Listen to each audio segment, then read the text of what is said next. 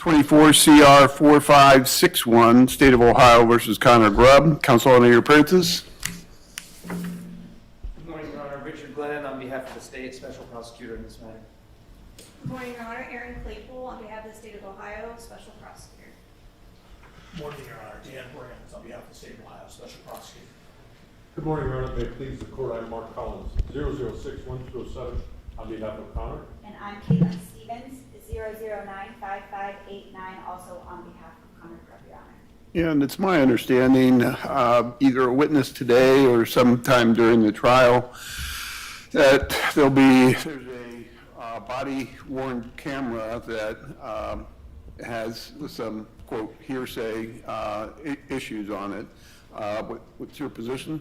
Thank you, Your Honor. We'd ask the court to take this as a motion to eliminate. We appreciate the conversations with the government, Your Honor. This is a situation, Your Honor, in which there's many body-worn camera videos in this case. Specifically, there's one for our client as well, Sergeant Moynihan. We understand the government's going to play those. Based on those, Your Honor, there's a ton of hearsay statements that the body-worn camera picks up that the individuals don't pick up, or their testimony based on their interviews they haven't.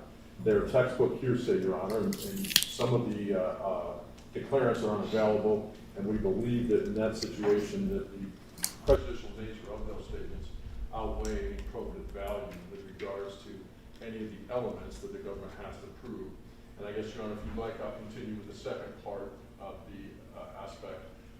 There are multiple other officers with body-worn camera, and most of it, Your Honor, is what I would call after-the-fact evidence, meaning after the use of force was done, and it all pertains to life-saving measures. And in that, Your Honor, we believe that none of that body-worn camera, even from our clients or Sergeant Moynihan's, is relevant. None of that goes to making any fact more or less likely in the government's burden, meaning none of what's shown in life-saving measures and EMTs and what the body-worn cameras pick up of multiple officers goes to any element that the government has to prove beyond a reasonable doubt. It does not make any fact more or less likely, and therefore it's not relevant, Your Honor, and we believe that the prejudicial nature of that, and again, that situation outweighs the probative value. We have a burden in this case, and we have to show that an officer stepping into the shoes of our client, a reasonable officer, based on the totality of the circumstances and that belief to use force at that point in time. So the analysis is contained, Your Honor, or the guardrails that are put up with everything that my client knew at that time or could have observed at that time right before he used the issue does the force. So at that point in time, anything after the fact, Your Honor, we don't believe is relevant, and I believe the government actually filed some issues with regards to that in their own motions, after what we call after the fact. So we would ask that the court, that none of that information come in showing the life-saving measures of a tragic situation in that time frame, Your Honor, because it doesn't apply in this type of case, Your Honor. No one's contesting that the cause of death here was a gunshot to the chest of the deceased. No one's contesting that then an unborn fetus at certain weeks died because of the result of the mother dying. And so I just don't see where that element, any life-saving measures, it's not like there's going to be an argument, well, geez, had they done this life-saving measure, then she would have lived, or had they done that. And so it's just not germane to this type of case, Your Honor. So those are just the basic arguments for the motion. Do you have anything else, Steve? No, Your Honor. Thank you, Your Honor. The state and defense counsel have been corresponding largely via email during the course of the proceedings, and one of the questions posed by the state was there any objections or concerns about statements contained within the body-worn cameras of the various officers that the defense had an issue with? And the only response that we received back was for one particular statement that was discussed a little bit earlier in chambers, and that is a statement uttered by Ms. Young. And it's the state's position, Your Honor, that statement is a present sense impression and or an excited utterance on behalf of Ms. Young, that it should be admissible as it pertains to the hearsay within. Some of the other statements that Mr. Collins, I think, may be referring to are statements uttered by the defendant himself during body-worn cameras, and statements perhaps of other officers that give context to the defendant's own statements as it pertains to the hearsay argument. With regard to the life-saving measures, Your Honor, the state is going to show body-worn cameras. We're cutting back on the life-saving measures, if you will, for lack of a better term. However, there are going to be body-worn cameras shown from the defendant and another officer who was there on the scene when the incident occurred and their interaction with the victim. We believe that it's important and relevant because it depicts, amongst other things, the defendant's demeanor, statements that he makes during the course of the aftermath, if you will, of the shooting incident. Your Honor, we have no issue with the defendant's statements, and they can, they can put that out and make them react and things of that nature. Of course, that should permit it, but those are those evidence. But with regards to everything else that's going on, it doesn't make sense, Your Honor. Yeah, my concern is any hearsay post-shooting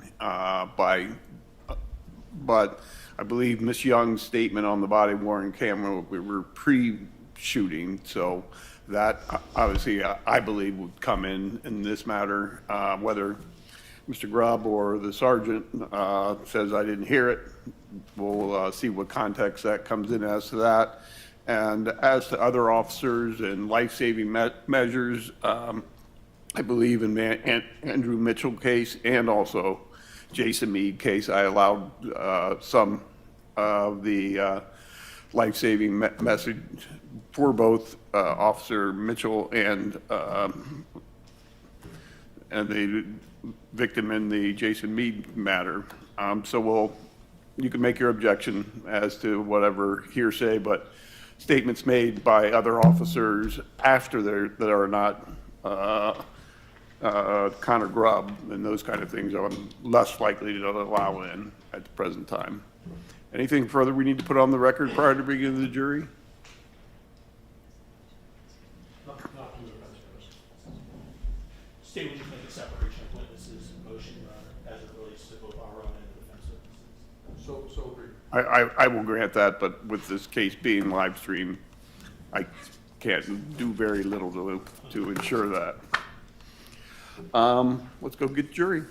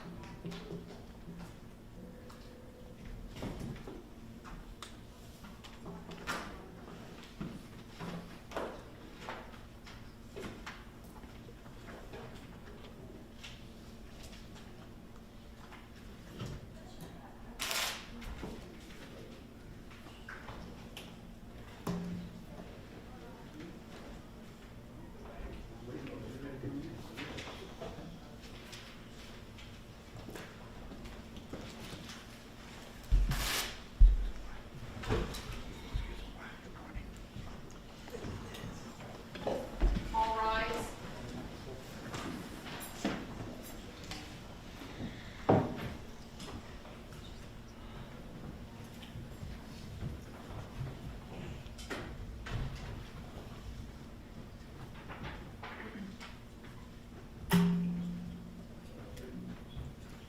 You're gonna need to come down, there's no more seats up top.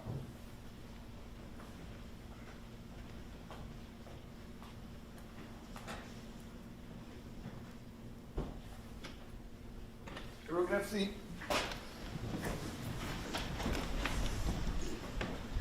Good morning, everyone.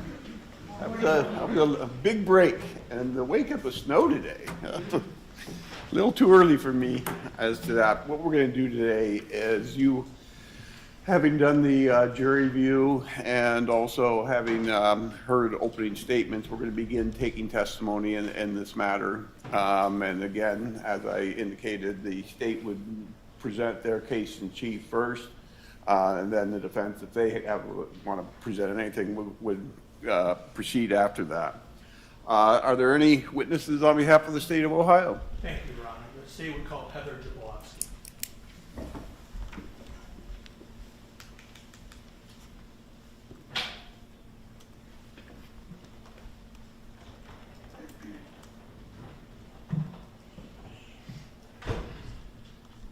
And did we get the microphone fixed?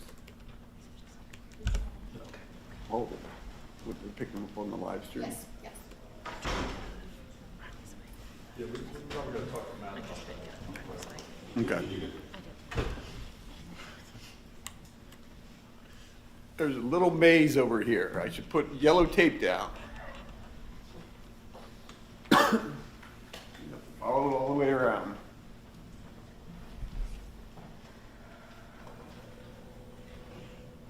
Raise your right hand. Do you solemnly swear or affirm under penalty of perjury your testimony in this case will be the truth, the whole truth, nothing but the truth? I do. Have a seat and pull yourself up close to the microphone.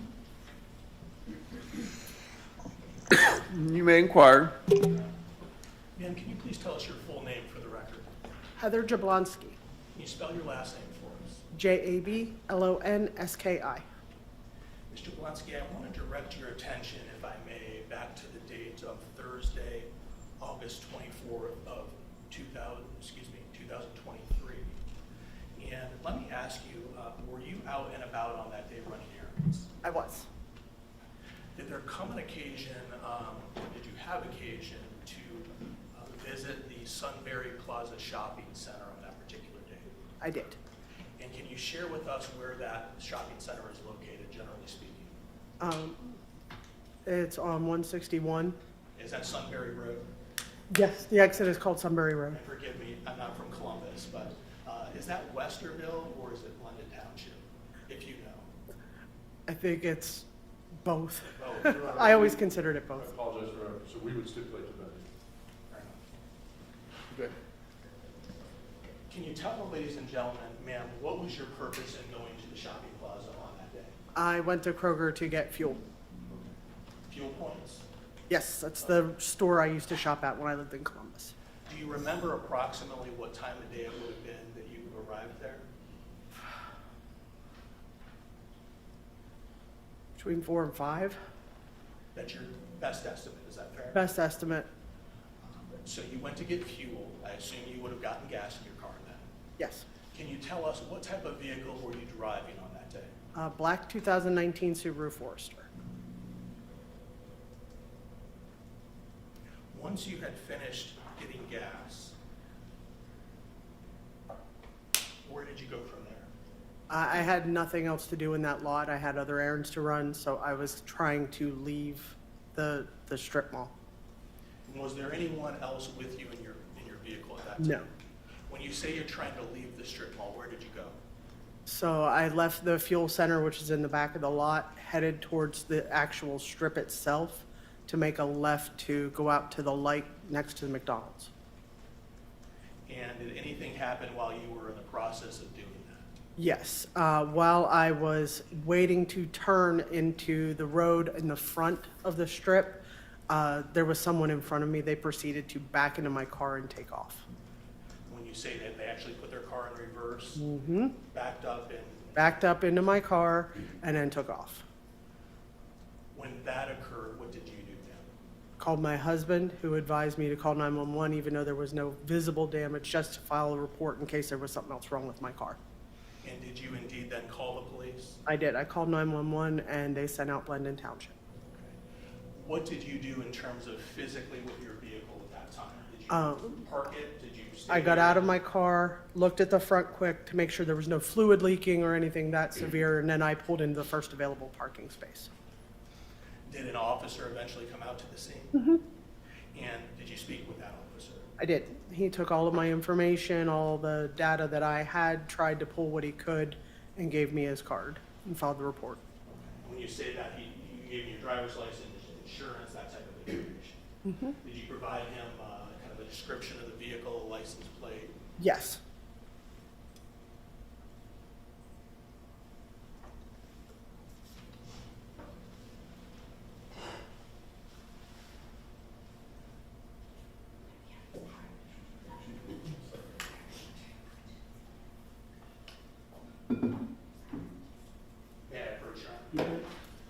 Mr. Blonsky, I'm going to show you some photographs and just hand them to you. Ask them if you recognize them first off. Okay? These are for the record. They're marked as states exhibits 2A, 2B, and 2C for identification purposes. Yes.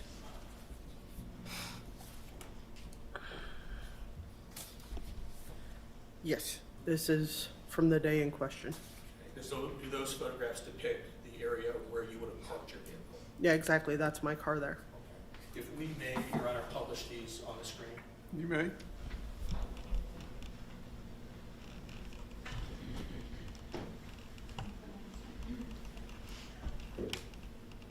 She can use the video.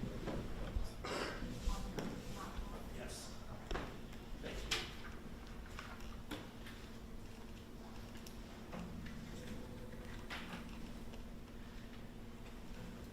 Mr. Blonsky, looking first at states 2A for identification purposes, can you share with us where is your vehicle parked? My vehicle is actually the second one there on the right-hand side, the black one, the only one that is pulled into the spot as opposed to backed in. Okay. So if we look at this, I'm gonna see if this lays right. We've got a silver car here, it looks like it's backed in. And there's a couple of other cars up toward the top of the screen that are backed in. Yours is this one here? Correct. The only one that's pulled in front-wise? Correct. Okay. And do we see the gas station, the Kroger Fuel Center, in this photo as well?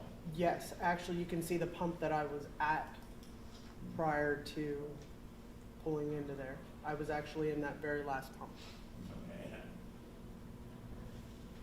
back here that I'm circling, is that the Kroger Fuel Station? Yes. I think she has a pointer up here. Yes. I'm gonna hand, may I approach you on it? Okay. I'm gonna hand this to you, and just so you're aware, that red button there, if you press that button, it'll put the red laser on Okay. the screen. Okay. And can you share with us the pump that you're at? I was at that one. Fair and accurate photo of where you were parked on that day? Correct. Can we go to 2B? 2B, Mr. Blonsky, what are we looking at here? This is my vehicle, and that is me. Fair and accurate? Yes. And 2C. Is that you again? Yes, that is me. That's the front end of my car, and that's Kroger right in here. So it appears your car is actually parked facing away from Kroger. Correct. If you will. And we can see the Dollar Tree kind of to the left of the photo, is that fair? Yes. Can you circle on the, or point at with a laser where the Kroger store is? Kroger is all the way through here, and Click List, which is the end of Kroger, is right here.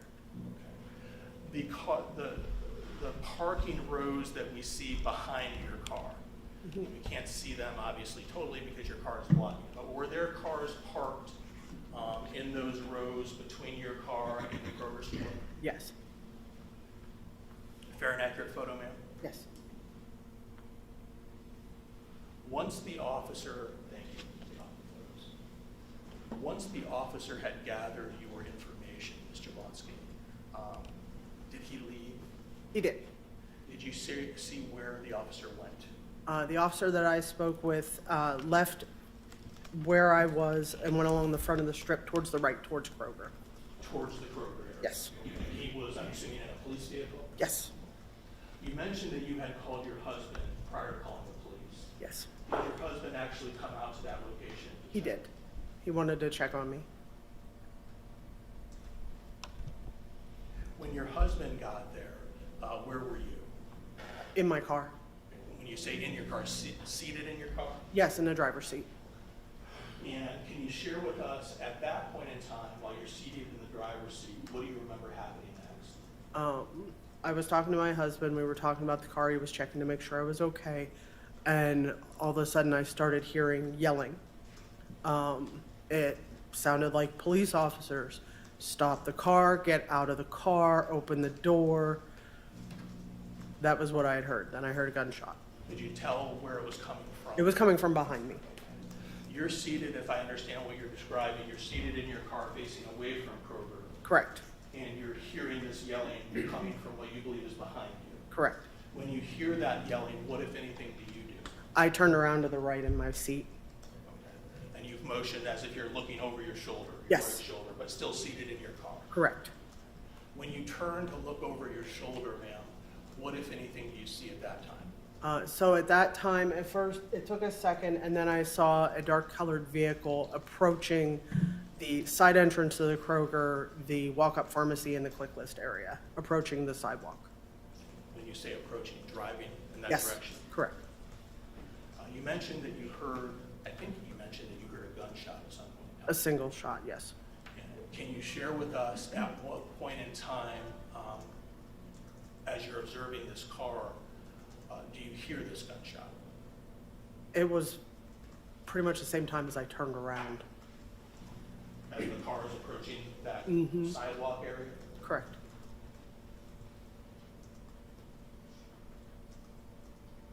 Did you ever get out of your car? No. What, if anything else, do you see from turning over your shoulder? At that point, when I saw the car go up on towards the sidewalk, I saw them pull someone out of the car.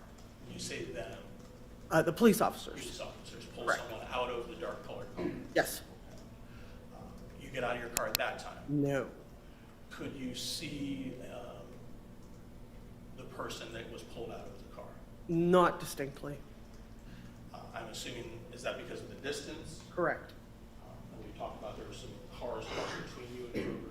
Exactly. Did you ever observe the car in question, this dark car that drove up onto the sidewalk, prior to looking over your shoulder? No. You would have never seen it as it was in its parking spot or initially pulled? No, it would have been probably directly behind me to get into that line of sight. There was too many cars in the rows. Did you ever approach the Kroger area, the sidewalk area? No. No. At one moment, Your Honor. Amen. And that's all I have right now. Thank you very much. Any cross-examination? Thank you, Your Honor.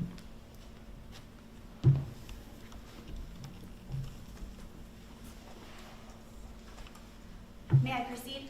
Yeah. Good morning, Ms. Jablonski. My name is Caitlin Stevens, and I, along with my partner, Mr. Collins, represent Connor Grubb in this action. If at any time you don't understand the question, or if I go too fast, because I tend to do that sometimes, please just let me know, and I'll be certain to rephrase and certainly certain to slow down. You were the victim of a hit-skip on August 24th, 2023, correct? Correct. And Sergeant Moynihan responded to you in the Kroger parking lot on that day, right? Correct. He helped you? Yes. You said that car had a license plate, right? Yes. And you provided that license plate to Sergeant Moynihan? I did. Was he able to track that person who hit you down? He was not able to match it to a vehicle that I described. Not by the license plate. Correct. Okay. Now, you didn't see anything, any type of shot that day, did you? No. You were sitting in your car several, probably 100 feet away from Kroger, Approximately. give or take. Now, you did mention on direct examination to Mr. Brandt that you heard some commotion and noise, right? Correct. Specifically, you heard what you described to be police officers screaming, "Stop the car," right? Correct. "Open the door. Get out of the car." Yes. Now, at that point, you testified that you turned your head and you heard a shot, and then you saw a black car drive up on the sidewalk. Is that correct? Correct. So you heard the shot first, and then you saw the car, right? It was all rather quick. I couldn't say for certain one before the other. A split second. Yes. Okay. Now, you were facing away from the Kroger, correct? Yes. You never saw Sergeant Moynihan leave your car and go to that same Kroger that ended up on the sidewalk, correct? Sergeant Moynihan was gone from my car before I heard anything. But you never saw him approach that vehicle in any type of way, right? Okay. And you weren't interviewed by BCI until October 16th of 2023, right? That sounds right. And you've certainly spoken with your husband about this situation, correct? Actually, we didn't really talk about it, But you've talked about it since then. only in the terms of me having to come here. Sure, and you saw news media reports of it, right? No, we don't watch the news. Okay. Now, may I have states 2B? So it's on there. Permission to publish, Your Honor, by way of the Elmo.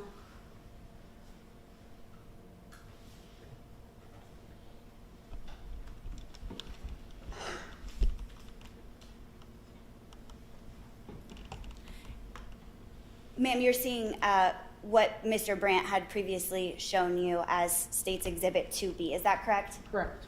Now, on those spots, there's nothing preventing cars from pulling through those parking spots, right? Correct. So you can pull all the way through from one side to another side, right? Correct. May I have a moment, Your Honor?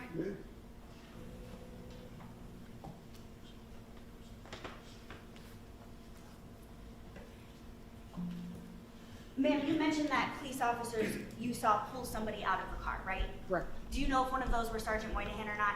I couldn't say from that distance. You said you could just see from a far away two police officers pulling somebody from the vehicle. Correct. Thank you, Mr. Jablonski. I have no further questions at this time. Thank you for being here. Any redirect? No, Your Honor, thank you. All right, you can step down. Thank you.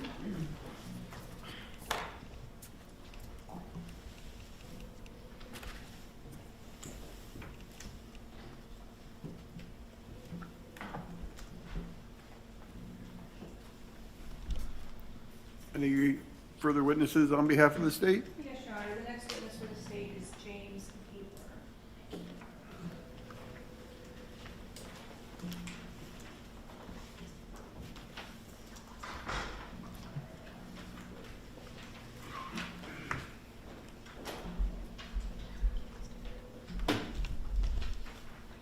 Carmen, I love this.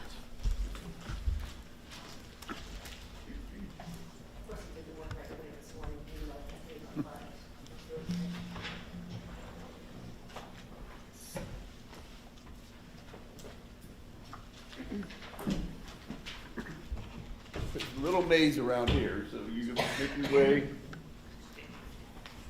Should put yellow tape down.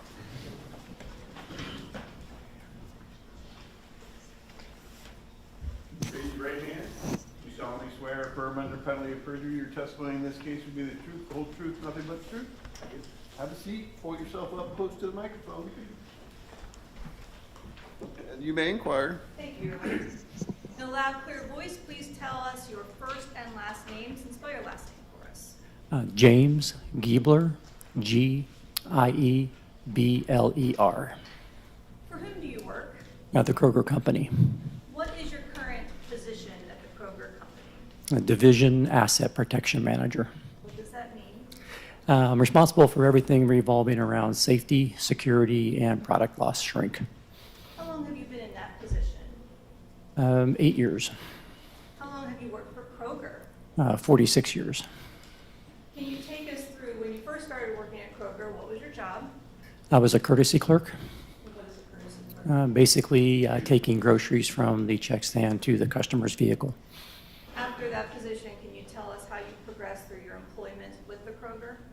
Yeah, so I started in Hays, Kansas in 1979 as a courtesy clerk, and I held various clerk positions until moving to Salina, Kansas as a grocery department leader. And then from there, I became an assistant store leader in Hutchinson, Kansas, and then became a store leader in Wichita, Kansas.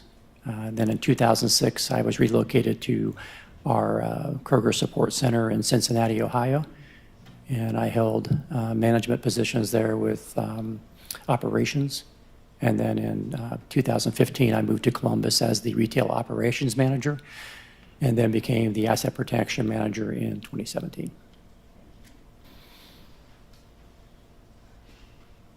With respect to your current role, are you familiar with the Kroger store that's located at 5991 South Sunbury Road? Yes, And is that here in Franklin County? yes. Now, how many stores currently do you oversee in your position? 114. Have you actually been to the Sunbury Road Kroger prior to August 24, 2023? Yes, And are you familiar with whether or not that Kroger has any kind of surveillance system in place? yes, Are you personally familiar with that specific system? yes.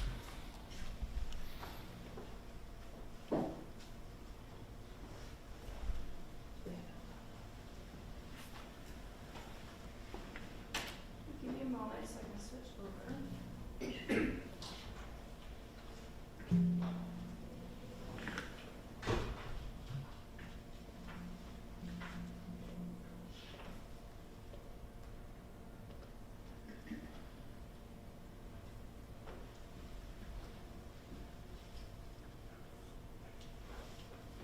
May I approach the witness, Your Honor? Okay, And may I approach the witness throughout the testimony? you may.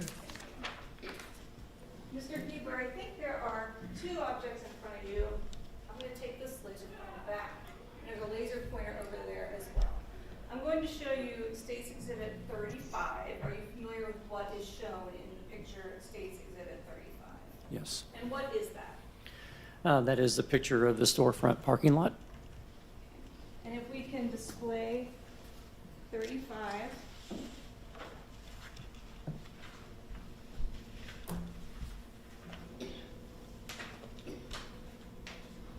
All right. Mr. Gibbler, if you can just kind of take us through, I know there's a light there kind of in the middle of State's Exhibit 35, but where does the Kroger store start in this picture? It would start to the far back right of the photo. You can use your laser pointer and show the jurors. Is this Kroger part of a shopping center? Yes, it is. Yeah, this is not illuminating. It's purple. All right. It is on my palm, but it's not showing there. I can see it in the bottom of 35. Okay. Can you take it to the top just to see if we actually can ever see the purple? There it is. Okay, right Okay. back in here. in And this then how area. many entrances are there to that Kroger? Technically, 2 customer entrances, 1 for pickup. Can you show us on State's Exhibit 35 the entrances to the Kroger? So the secondary entrance, as we would call it, would be right, I'll come down right here below the RX symbol. And then the primary entrance is below our Kroger logo on the front of the building. And is the Kroger logo, right, I'm going to use mine as well. Yes, Right there. correct. All right, so there's this sign here that says RX walk-up on the outside of that store. Is there an RX walk-up at this particular Kroger store? Yes. And what does that mean to be an RX walk-up? That means customers can exit their vehicle, walk up to that window to pick up their prescription.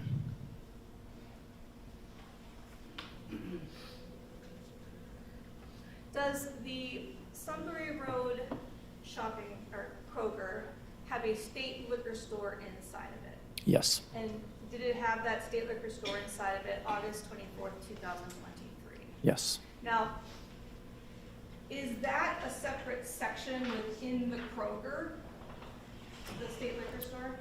It's just like a separate store within a store, we would call it. Okay, can you explain store within a store? Yeah, so there's a dedicated point of sale where the customers for that product would make a purchase in that particular, I'll call it room. And that particular purchase of liquor from that room, does that actually run through the state of Ohio? Correct. And then Kroger would deal with any non-liquor items to be purchased? Yes. Within that state liquor store, are many of the liquor bottles equipped with any security devices? Yes, several of them would be either collared or capped.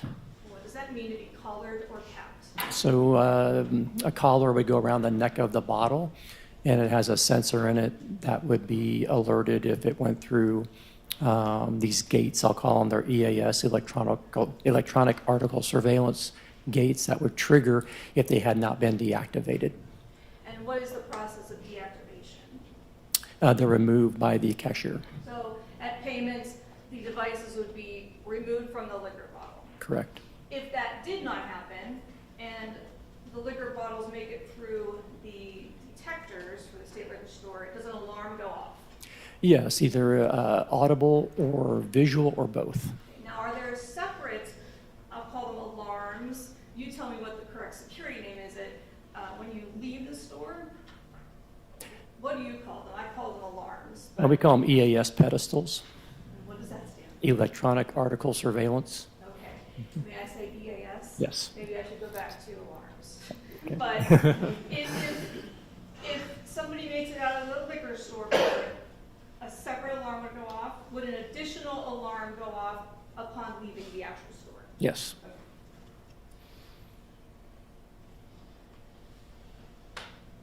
Now, if I can jump ahead, on August 24th, 2023, do you ultimately head to the Sunbury Road Kroger location? I don't actually recall. I know I got the phone call. I believe I went there later that evening. And in your role, did you learn that earlier on August 24th, 2023, liquor bottles had been removed from the state liquor store without payment? Eventually, yes, that evening, yes. And I want to show you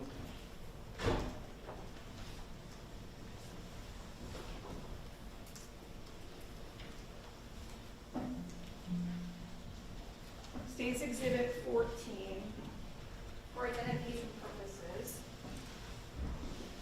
Do you recognize what's across the top in State's Exhibit 14? Yes, that is liquor, yes. Okay, and recognizing it's liquor though, what I really want to ask you about is what's on top of the liquor bottles. Do you know what that is? Yes, those are security caps. There's a bottle locks is the clear one on the left, and just a bottle cap is on the right in black. Okay, Two I'm different going to brands. Display State's Exhibit 14. There are liquor bottles across the top of that exhibit, and can you just show the jurors where the security caps are? Okay, so you have this one here that is spun to the back. You can see this one here on the right it's like a claw it clamps on. The black ones, those are basically plunged onto the neck. And are those all devices that, in your experience, are used for that state liquor store within the Kroger? Yes. Thank you. Fairly accurately depict those caps, security devices? Yes, absolutely.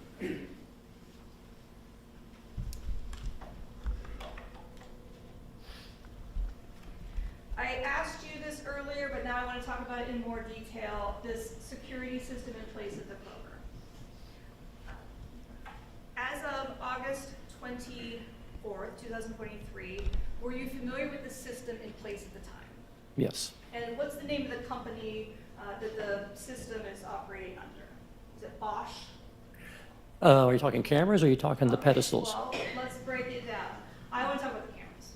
Cameras, okay. So how many cameras were in or outside of the Kroger store? I don't have the exact count. I would say handful.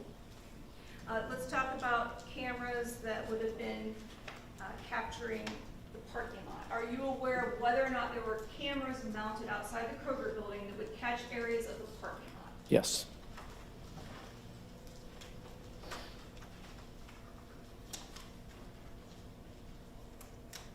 And this system, is it video and audio or video only? Video only.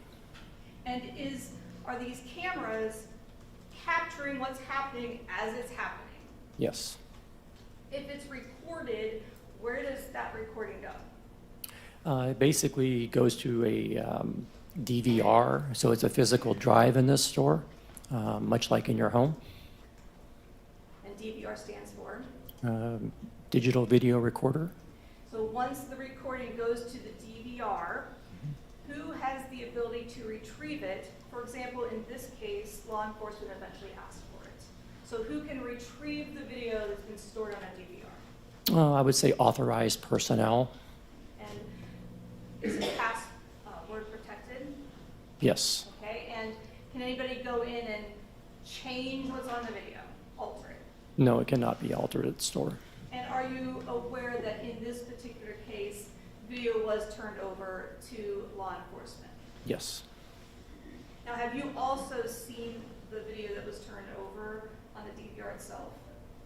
I haven't seen it on the physical DVR itself. I've seen the exported copy. Okay, and how are you able to see the exported copy from the DVR? I can see it from a disk drive or a thumb drive, and it could be sent to me via a link.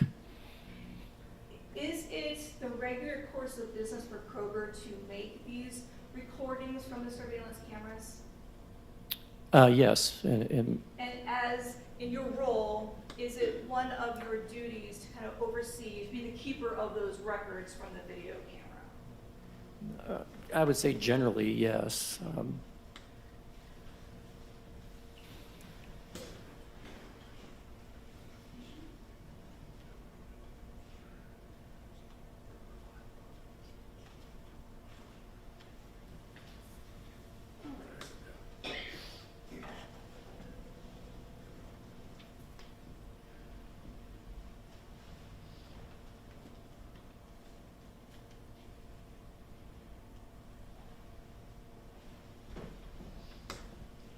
Sorry, I'm walking back and forth. My cord isn't long enough.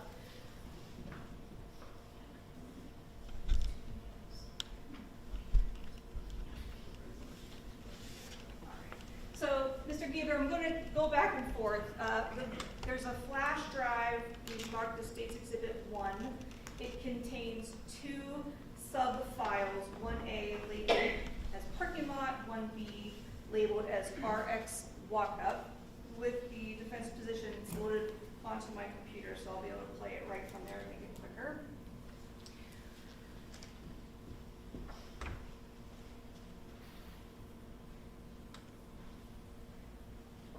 This is a screenshot of the very first image of State's Exhibit 1B, which will be a video. And I want to ask you some information about the video before we start playing anything. First of all, there's some, here it says Bosch. So I think you corrected me. Is this the camera system or the DVR system that is Bosch? Both. Both. Both. And is Bosch just the company that supplies, well, you explain what Bosch is. Yeah, Bosch is a brand, just like Sony or anything else. It's a brand of camera we use. Okay. So up here in the top right corner, what do we see?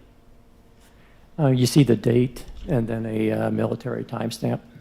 So it's kind of hard to read. 18, you see that? 18 being 6 p.m. Mhm. Okay.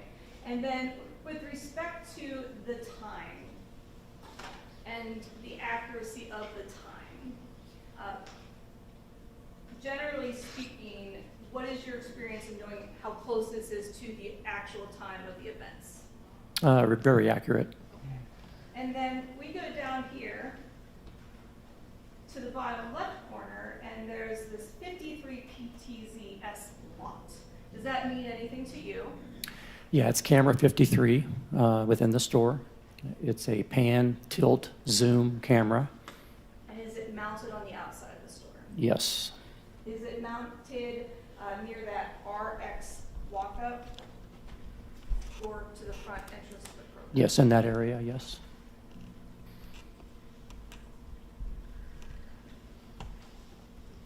All right, let me approach and show you these, and then we'll look at them on the screen. State's Exhibits 42, 43, and 44.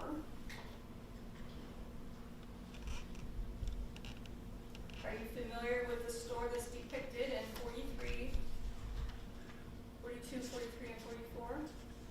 Yes. Okay. Yes. Now these are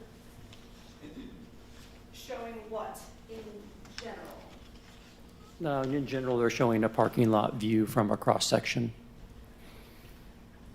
like looking across the store. So I put up State's Exhibit 43. Do you see any cameras that are associated with this image that we just looked at, 53 PTZS lot? Yes, it would be in the middle pillar. Get this thing to, it's gonna be hard to show on here, but the very middle pillar, Okay, I'm going to work with. right up there. your Yep, right this, there. Yes. Okay, Mhm. and then where do we see the cameras? To your right is a dome right there, the black This dome. one Yes. Or right here? Yes, right there. Okay, and then just for perspective, is this that RX walk-up we talked about earlier? Correct.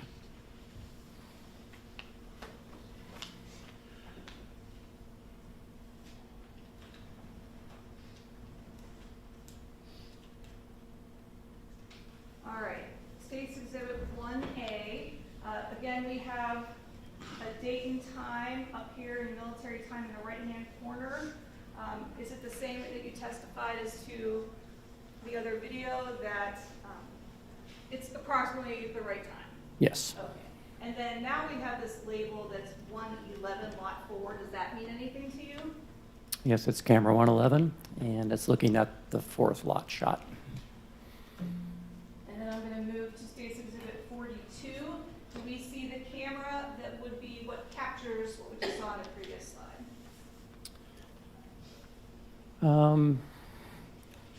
I would say yes on the right side.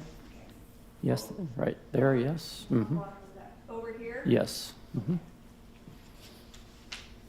And since the video was able to be provided, does that mean they were working on August 24, 2023? Yes.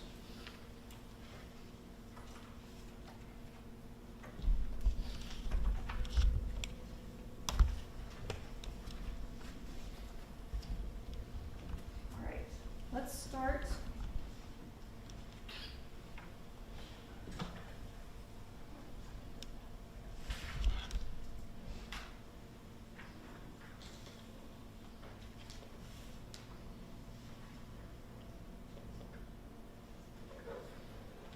Are we able to switch over? Right now it's still showing the pictures. Are we not showing? I think she wants the elbow.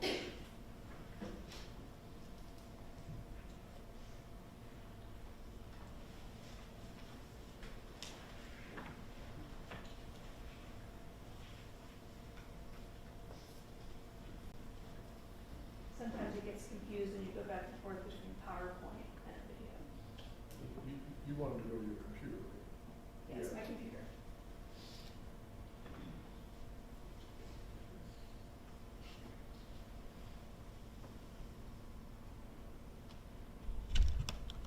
There we go. Thank you. Okay, so I'm attempting to pull up the video that is marked as Exhibit 1A, and for identification purposes in this case, that has been labeled as parking lot. So I want to ask you about the files that are on here. It's kind of hard to see potentially. Right here where I'm highlighting, is that the actual file name, which it ends in 4000_F? It's the file name given by the system, yes. And that file name is a type DHAV video file. Does that mean anything to you? It means that it's generated from the Bosch system as the natural export. And then there is a player, is that a Bosch player that has to be attached with the file so that we can actually play them? Correct. So I'm going to need to be by my computer. I will leave my notes.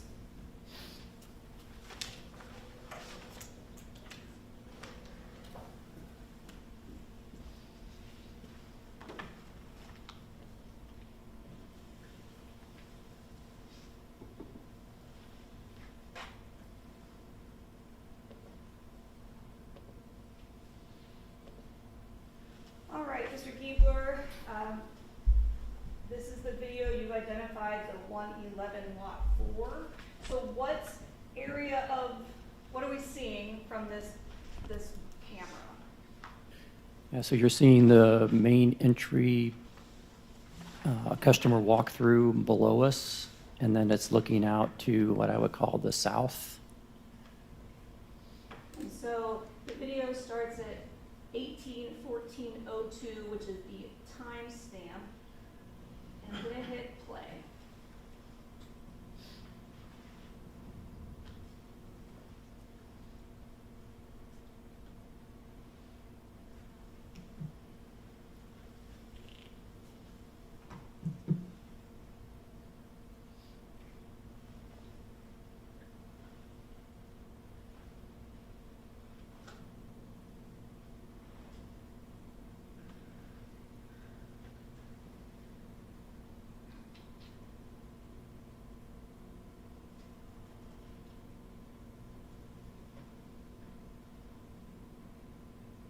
And at 18:14:43, are we seeing a dark colored vehicle backing into a handicap spot? Yes.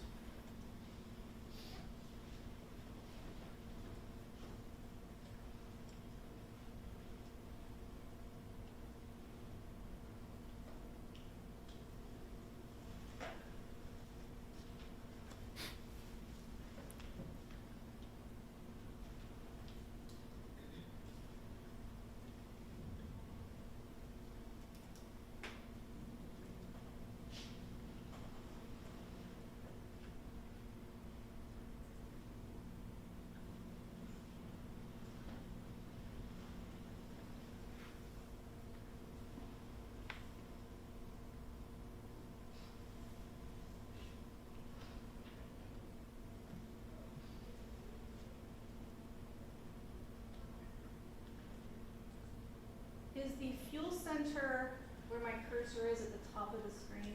Correct.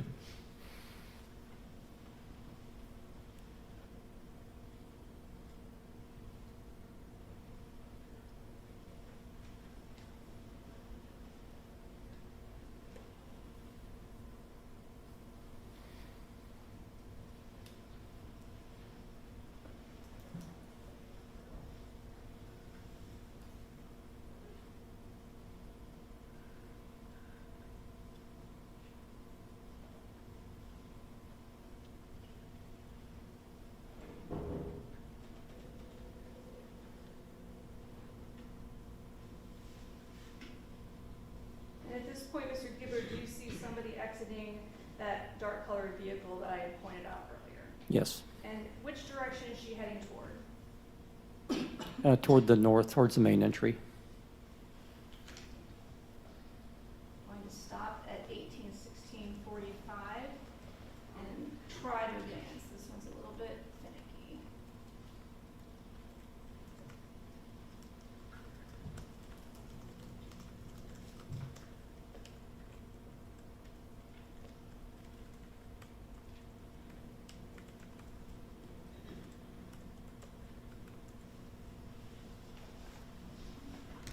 All right, let's just go with that. I will start playing it again at timestamp 18:22:16.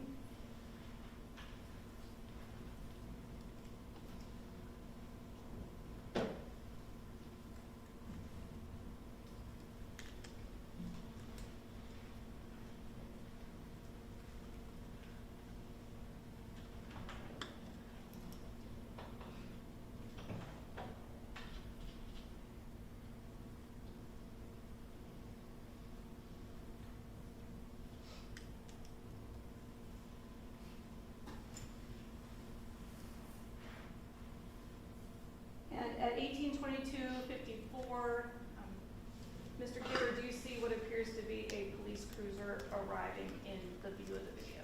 Yes. And then it looks like interaction with this car right here. The Correct. silver car. Is that correct? Correct.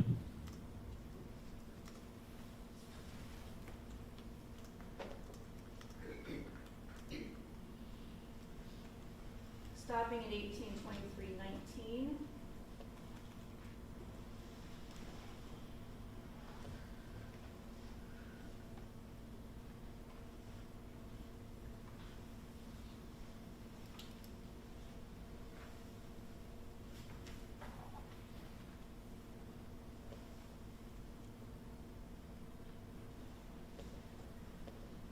At 18:26:50, do you now see what appears to be a second cruiser, police cruiser in the video? Yes.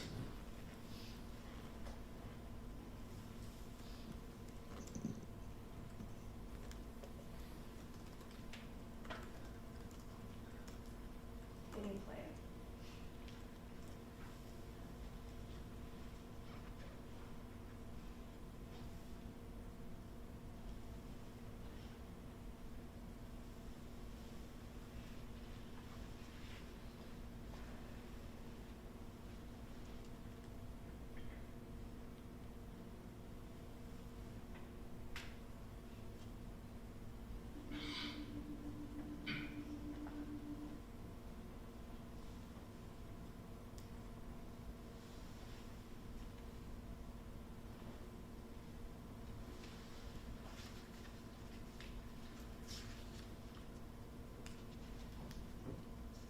And at this point, Mr. Gibbler, at approximately 18:27:42, can you see an individual approaching that same black car that we had pointed out earlier? Yes. Hitting play.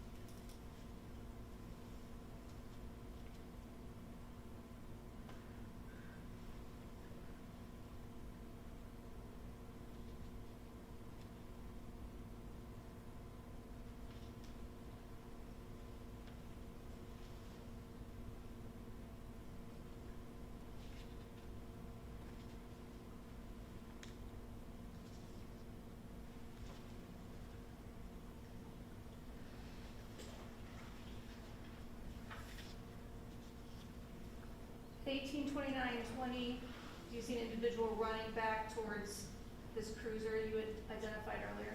Yes. And then running back towards where we last saw the car leave the video captured? Yes.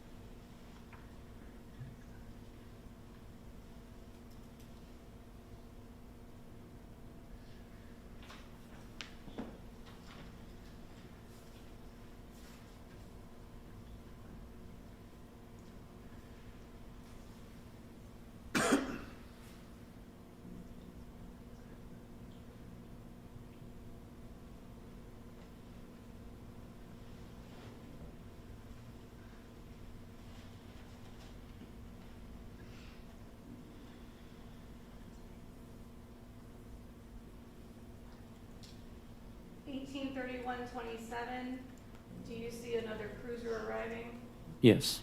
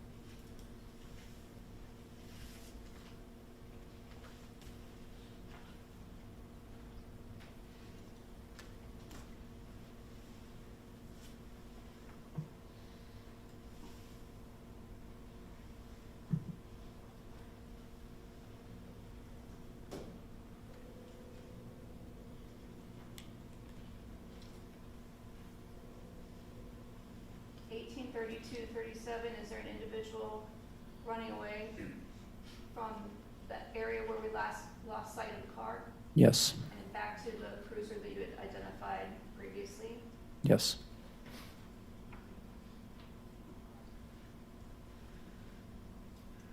At 1832-57, we have another cruiser coming in there, and another, and another.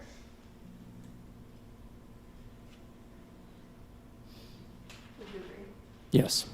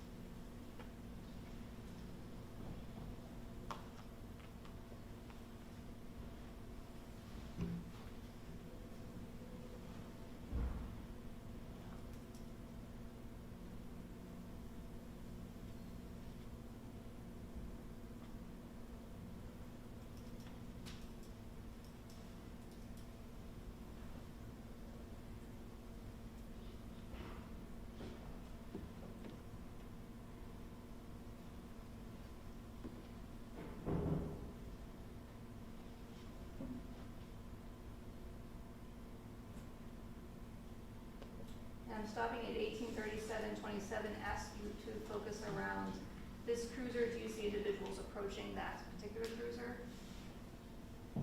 Okay? Is that Yep. startling? Yep. Individuals here approaching that cruiser, Yes. Mhm. hitting play.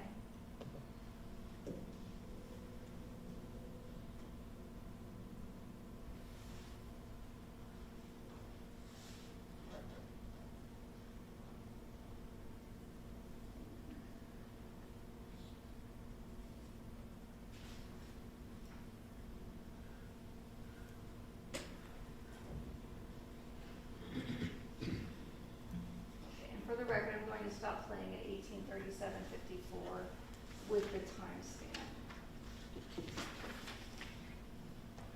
Your Honor, there's a second video to go through for scheduling purposes. I don't know if you want me to start that. How long is it? It's about the same as what we just saw. You all right? You good? Yep, go ahead. Okay, thank you. All right, so I believe I talked to Mr. Collins when I showed him the pictures, and there's not any objection to the authenticity of both 1A and 1B. Is that correct? Yes.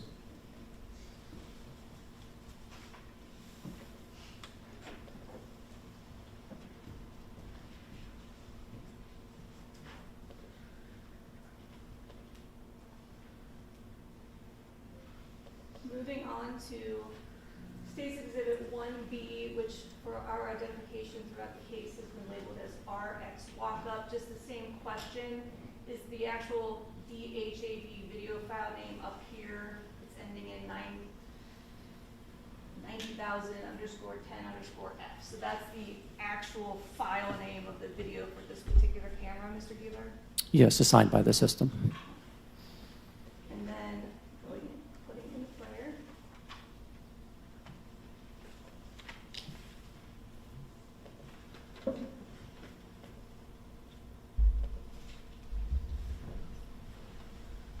Okay, so this camera, is that the one that you showed us? It's around that RX walk-up, looking back out. Correct. So starting it at approximately 14:02, a couple seconds went by and I tried to pause it. And then hit play.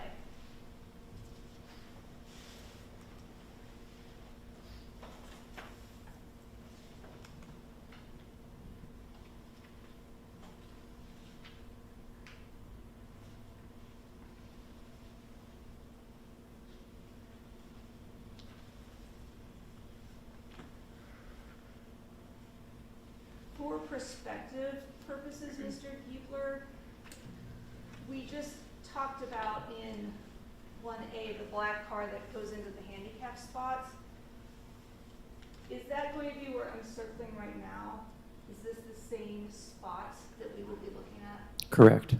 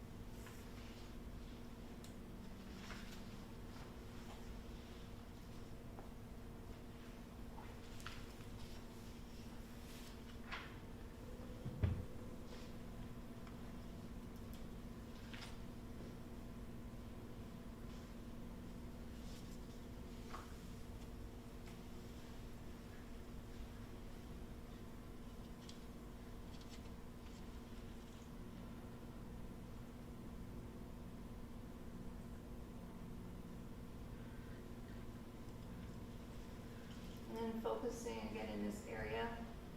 Is this another angle of that dark sedan going into the handicap spot? Yes. For the record, 1819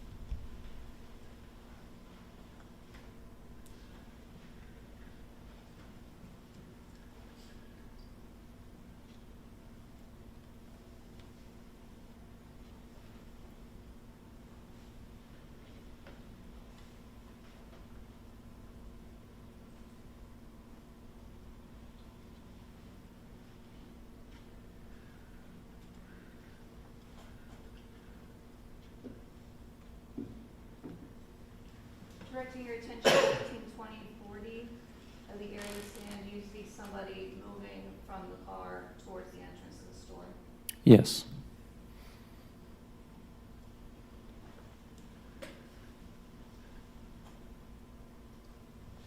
Pausing at 1821-01.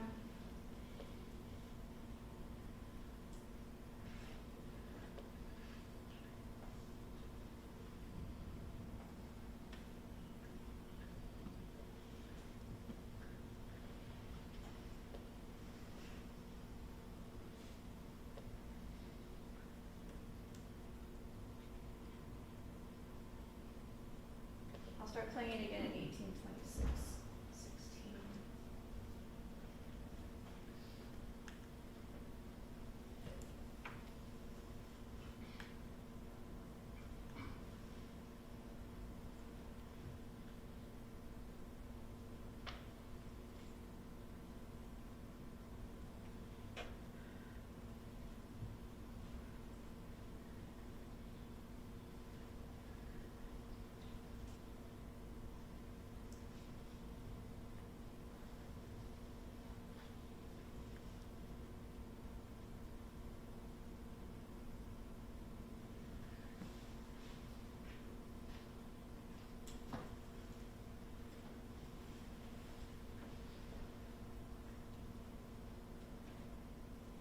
At 1827-08, do we see that cruiser pull in behind the car that we saw in 1A? Yes. Pausing at 1827-22, and I'm going to advance.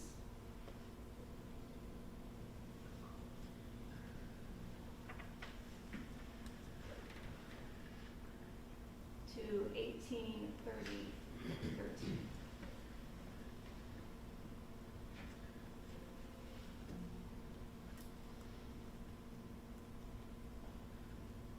We see a second cruiser coming towards that same area with the black car at 1830-27.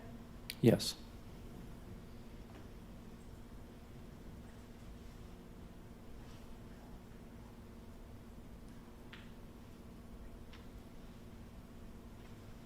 And then if you could keep your attention into this area that I'm circling at the top of the video, 1B.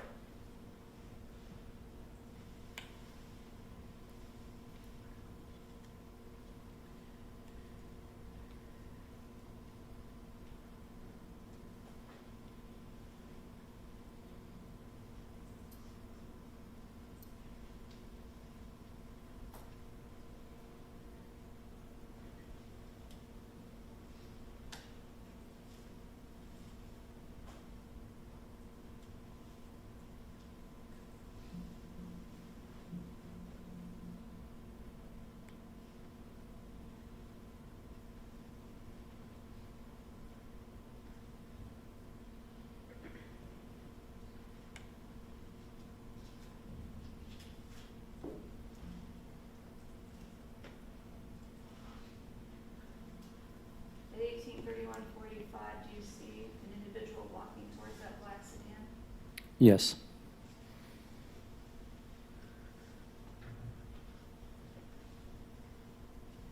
And at 18:31:59, a woman in yellow running towards that sedan. Yes. Yes.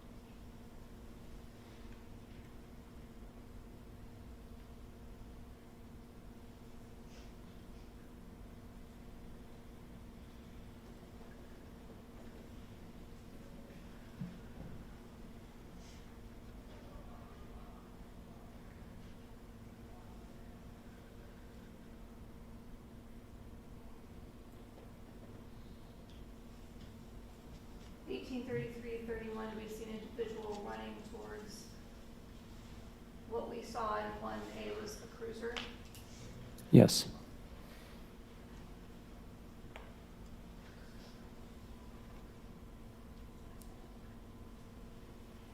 And now at 18:33:50, that same individual running back towards that RX walk-up area. Yes.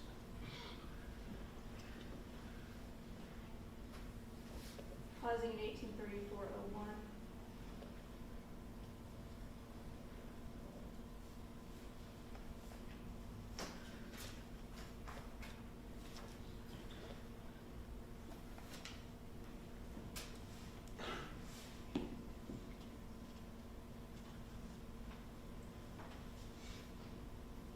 Hit play again at 18:35:20.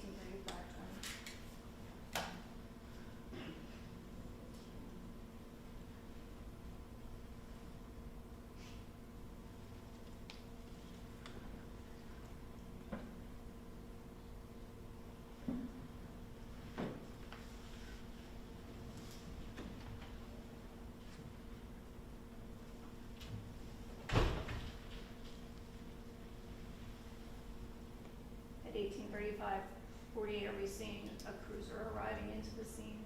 Yes.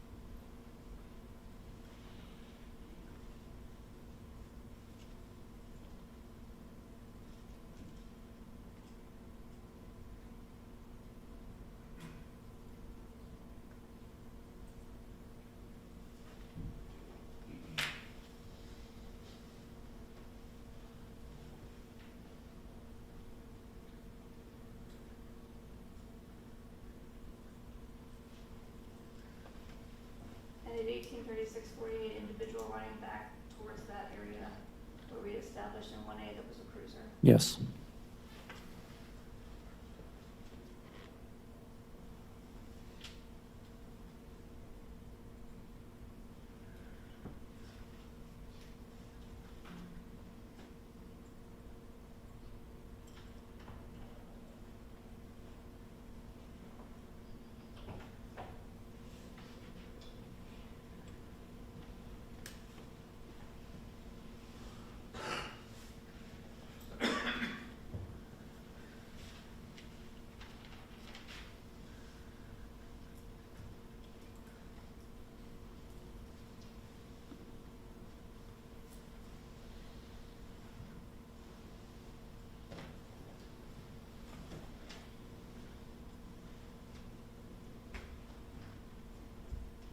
to note at 1837-48, we're seeing a police cruiser pull forward now into the kind of middle of the screen. Yes.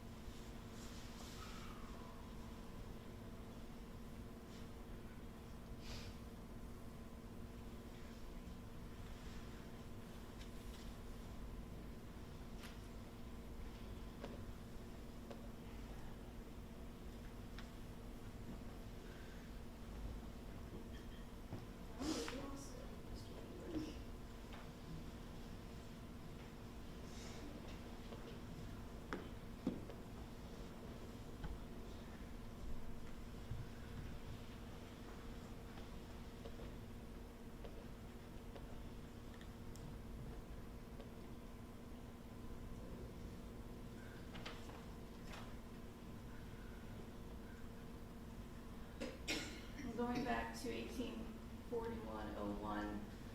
for the record, and directing your attention, do you see an interaction here in between two cruisers? Yes.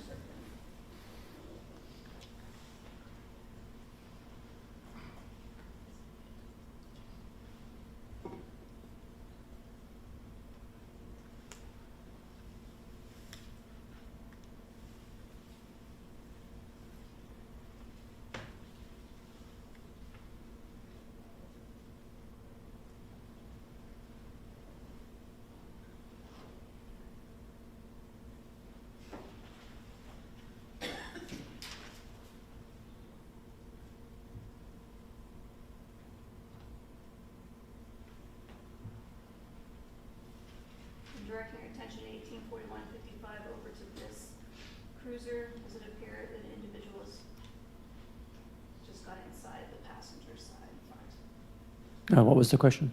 Did you see an individual get inside this cruiser that was circling right here? I believe so. And then that same cruiser's pulling off, would you agree? Yes.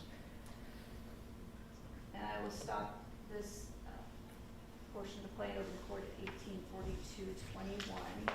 Now, you've seen the beginning. This is getting time, we need a break. Okay. Ladies and gentlemen, we're going to take a 15-minute break. Do not discuss this case among yourselves. Do not permit anyone to discuss it with you or in your presence. It is your duty not to form or express an opinion on the case until it is finally submitted to you. All rise.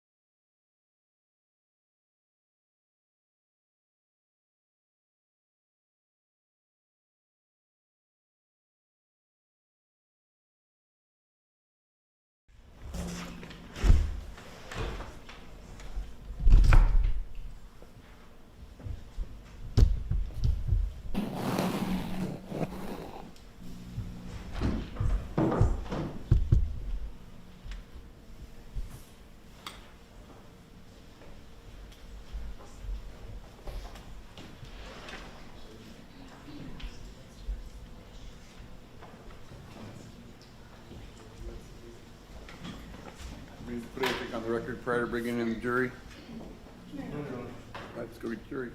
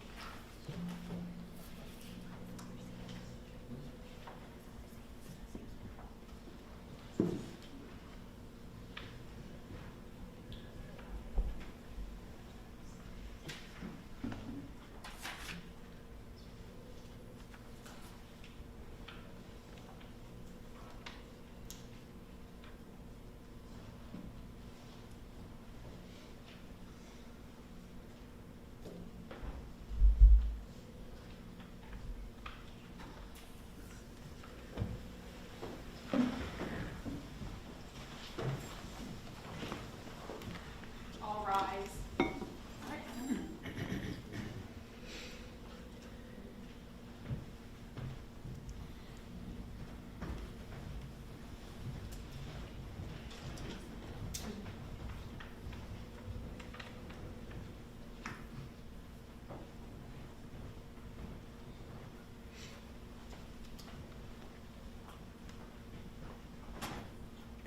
Everyone can have a seat. And Mr. Gibbler, you're still under oath. You may continue. Mr. Gibbler, I had asked you to note on State's Exhibits 1A and 1B when a female had gotten out of that black car, headed towards the store, and then come back towards the black car. In your role, do you know the value of liquor bottles taken by that woman? Approximately, yes. And what is that? Around 500 and I'll call it $90, approximately. Now, I want to direct your attention, go back to my PowerPoint, please.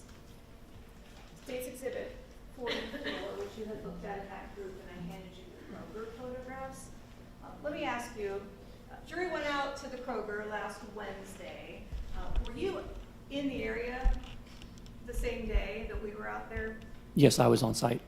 Now, the bailiff might have pointed out a pole camera that was kind of in the parking lot area of the Kroger. Do you know what I'm talking about? Yes, Was that pole camera in place as of August 24th, 2023?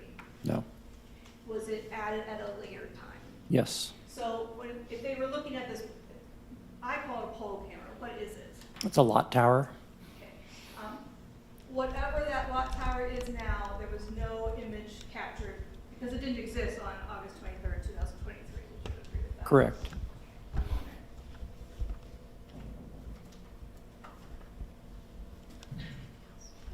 I have no further questions. Thank you. Your Any Honor. cross-examination? May I proceed, Your Honor? Yeah. Thank you very much.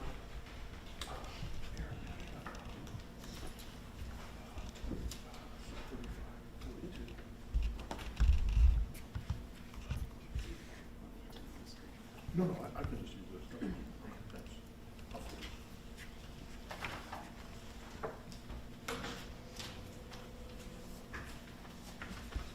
May I proceed, Your Honor?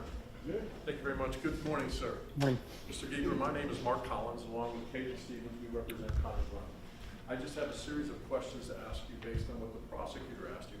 And if I go too fast, you don't understand something, let me know, okay? Thank you. You've been with Kroger forever. You've had every position, and now you're kind of the head honcho of loss prevention, correct? Correct. All right. And part of your duties in loss prevention, both big and just each specific store, is loss of prevention. So you're trying to prevent people from stealing, correct? Correct. And that's what the caps are for, and that's what all the video's for, correct? Correct. But then once someone steals something, you also work with law enforcement and the prosecutors in order to prosecute the people, correct? Yes. Okay. And with that, that dollar amount of stolen liquor, if it's under $500, that's a misdemeanor, correct? I'm uncertain, but yes, I Your Honor, guess. I'm going to object. I don't know that. Overruled, if he knows. If I told you that in Ohio that under $500 is a misdemeanor, excuse me, I apologize. The dollar amount depends on whether it's a misdemeanor or felony. Correct. Okay. And also, even if it's one bottle of liquor, depending if the person flees or uses force or something of that nature, that could be a different type of felony, correct? Correct. Could be aggravated robbery, things of that nature. Correct. So even a petty theft, depending on the circumstances that follow that petty theft, could be a serious felony, correct? Correct. Okay. Now, as part of your responsibility in the position you're at, you watch a lot of videos, correct? Yes. Okay. You're very good at watching videos, correct? Yes. Okay. Now, the videos that the prosecutor showed you, there's a lot of people going in front of those areas, correct? Yes. Busiest part of the store, would you say, correct? Yes. Okay, a lot of cars, a lot of people, and there's markings for each of those things, correct? Yes. Okay.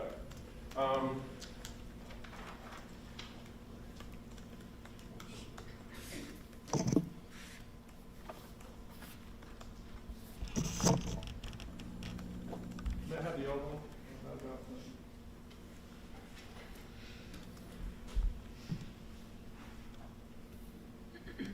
Now, this, the state went over this exhibit with you, that's 35, correct? Yes. Okay. Now, in this video, or this picture, I'm sorry, they talked, I'm going to use mine. Now, these spots over here, 7, 8, 9, 1, 2, those are called pickup spots, correct? Yes. That's for people to park there, they're waiting to have their groceries delivered to them or picked up, right? Yes. Those aren't handicap spots, correct, where I am? They are not.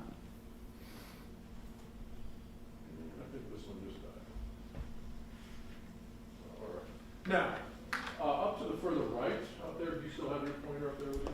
Yes. Up there where the handicap spot is, right? Those are different, correct? Yes. Now those, there's a block behind there, right? In the center of the spot.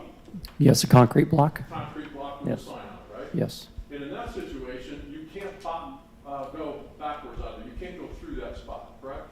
Correct. But depending on your size of your car down here, in normal parking spots, you can go right through those, correct? Yes. Okay. And to illustrate that a little bit more, showing you what's been marked previously as State's Exhibit 42. Okay. So that sign there, with the handicap sign, that indicates the fine in the criminal code, correct? Yes. Okay.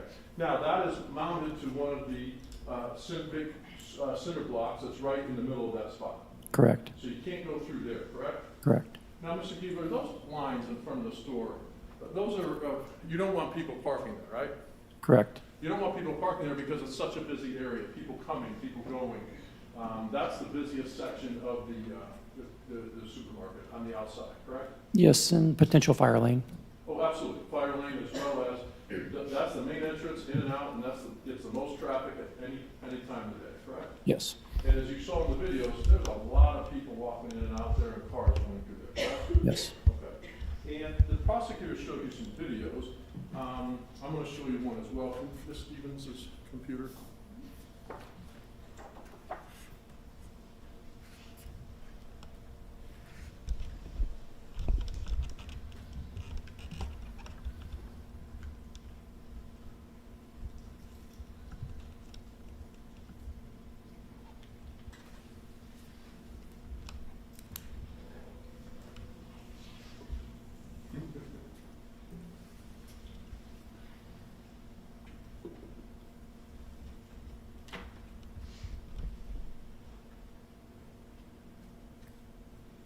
Try it again.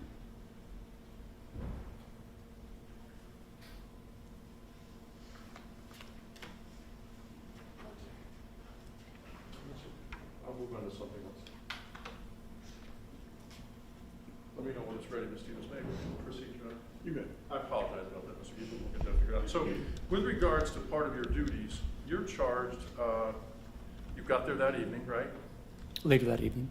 You watched the videos, correct? Yes. You gathered information, and then you helped with law enforcement, right? Actually, an associate of mine did, yes. Okay, okay. And also, you're charged with writing a report on that, correct? Yes. Okay. And do you remember preparing a report or typing in a report in this situation? Yes, I did. Okay.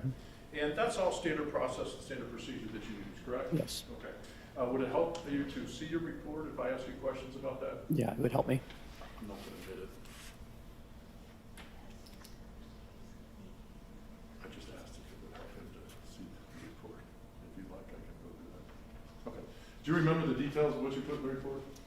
To a degree. Okay, let me ask you some questions. So with regards to processes for writing this report, part of this is because you also watched videos inside the store, correct? Yes. You actually observed the theft occur inside the store. Yes. You put that in part of your report, correct? Yes. Now, as part of that, if you know, sometimes the theft occurs with multiple people, correct? Yes. And in this situation, it occurred with multiple people, correct? Yes. And in this situation, you didn't observe just one car back in without a license plate, correct? Yes. The car that the prosecutor showed you didn't have a license plate, didn't have a handicap placard, correct? Correct. You also observed another car with the same situation with no license plate and no handicap placard, correct? Correct. And so there's a total of 3 young females involved in this, correct? Yes. 2 cars. Yes. All 3 people were inside, correct? Yes. And then when they came out, one person went to that car that the prosecution showed, correct? Yes. The other people bolted a different way, correct? Yes. So unfortunately, you have to deal with theft rings like that, correct? Yes. And that's a conspiracy or a group doing something as a group for illegal purposes, right? Potentially, yes. And so there in your report, you identified that there were 3 people they stole, and that neither car had license plates on, and neither of them had a handicap placard, correct? Correct. And both were dark cars. Correct. Okay. And as part of that, you testified, maybe have the envelope again. I don't know.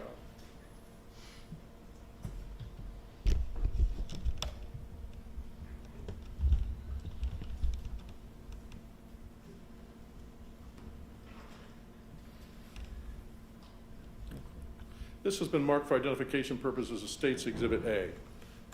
Again, for the ladies and gentlemen of the jury, could you detail each of those items on the bottle? Defense A. Defense A. Did I? No, could you detail, or tell ladies and gentlemen what each of those things based on your experience in this situation? I'm not sure I understand. The tops, Oh, the security. yes, absolutely, yes. Yeah, so we'll start in the top left. That's, again, a liquor cap. The one next to it is called the bottle locks. It's a clamp. And then it looks like those are the only 2 varieties in this picture. Same thing at the end, Yes, bottle locks, yes. same thing down here. Yes, So all of those are high-end type liquors, correct? yes, That's why they have those security aspects on it. correct. Right, okay, and from your understanding, that's the total number of bottles that was attributed in this situation to the car in the back? That I'm not certain of. Thank you so much for that. Okay. I'm sorry? Okay. And also part of your report, you watched all the videos the prosecution showed, you've already seen, correct? Correct. And I think you marked in your report, in fact, that the driver of the black Lexus did not comply, and you indicated attempted to strike the officer, correct? Remember writing that in your report? I don't recall that, but If you had your report, would it help you? yes. Okay. I'm going to hand you what's been marked as Defendant's Exhibit B. B as in boy? B as in boy, Your Honor. If you'll take a look at that, sir, and first and foremost, is that the type of report that you normally do or the process for it? Yes. And it has your name on there, correct? Yeah, created by Israel. Created by, correct? Yes. Okay. And if you could read that middle paragraph or towards the end to yourself.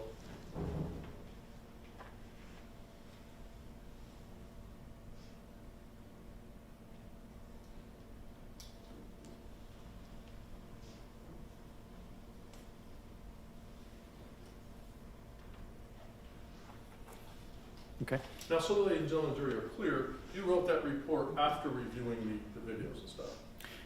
Yes, and also in conjunction with my associate. Absolutely. And so those are your words, the vehicle attempted to strike the officer, correct? Yep. Based on what you've seen in all your years and thousands of videos that you've watched, correct? Yes.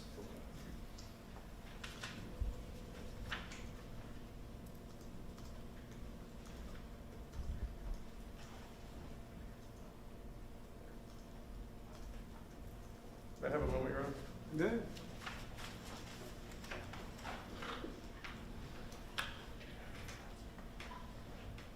Mr. Gibbler, thank you so much for being here. That's all the questions I have for you right now. Any redirect? Thank you. Mr. Giebler, on August 24, 2023, you didn't walk in front of that black sedan, did you? No. Okay, and you weren't there when this incident that was on states 1A and 1B happened. Correct. And you were asked about the amount of the liquor bottles. Would you agree that the amount for a misdemeanor is actually up to $1,000 and then it's a misdemeanor? Or do you not know? You were asked about 500. Yeah, I believe it's 1,000, but I don't know that with conviction. Okay. So, One moment.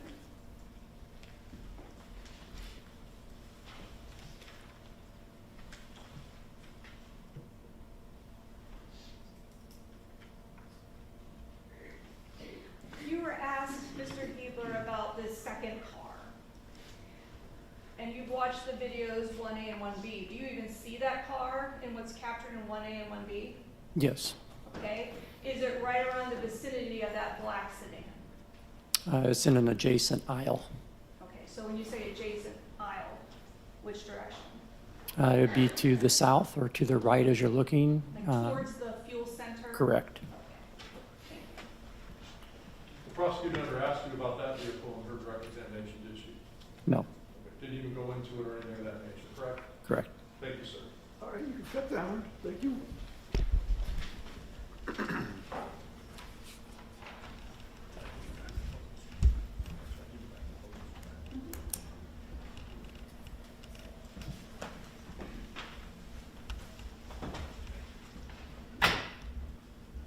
Council, want to approach?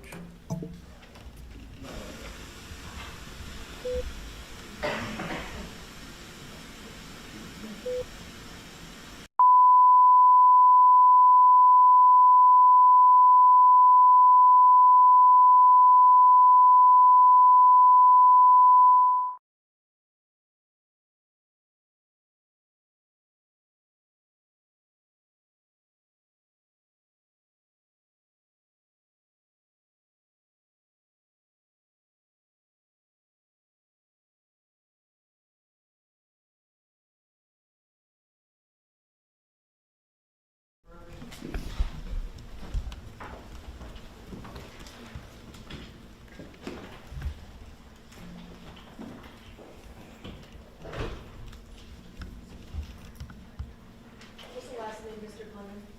Rutherford?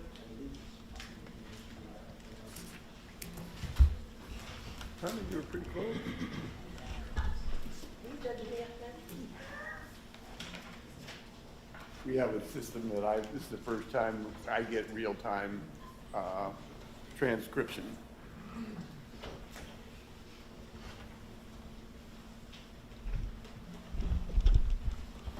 Little maze around here.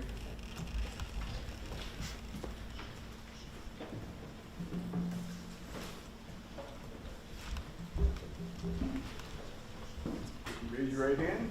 You solemnly swear or affirm under penalty of perjury your testimony in this case to be the truth, the whole truth, nothing but the truth. I do. Have a seat. Pull yourself up close to the microphone.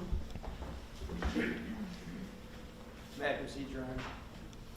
You may inquire. Thank you, Your Honor. Good morning. Morning. Could you begin, please, just by stating your first and last name and spelling it for the record? Josh Rutherford. Last name is Retherford. Where are you currently employed and in what capacity? Blendon Township Police Department as a lieutenant. And how long have you been a lieutenant with Blendon Township Police Department? 3 years next month. And how long have you been with Blendon Township Police Department overall? 15 years. And Were you anywhere prior to that, or is your career in law enforcement around 15 years? The 15 years. 15 years? Yep. Now, prior to being a lieutenant for the last 3 years, what other positions have you held within Blendon Township Police Department? I was a patrol officer for 4 years, and then I was detective for 7 before I became lieutenant. And Lieutenant Rutherford, what are your roles and responsibilities as a lieutenant with the police department? Day-to-day operations for patrol, so scheduling. I also do manage fleet, leads, CGIS. I manage complaints that come in. And in that regard, would you function as a custodian of records for body-worn camera, cruiser camera, things of that nature with your Yes. department? And Lieutenant Rutherford, do all uniformed patrol officers with Blendon Township Police Department, are they equipped with body-worn camera when they're on shift? Yes, they are. And where is the body-worn camera located on a uniformed patrol officer's person? For the most part, for everyone, it's about here, or it can be in the center, chest height. And how, is it continuously playing or recording while an officer is on shift, or how does that work? So the body camera has to be activated, and there's several ways it can be activated. The officer can push a button twice, and it'll activate. The cruiser lights will activate it as well. We have sensors on our holsters where if you draw your firearm, it will also activate it. And we can also activate it if you pull your taser out and turn it on. So there's multiple ways. So are there certain things that if an officer does, it automatically will activate? Correct. And what were those that you named? So if you turn your overhead lights on your cruiser, your body camera will come on. If the officer pushes the button, it will activate. If you draw your firearm, your body camera will come on. Or if you pull your taser out and turn your taser on, your body camera will activate.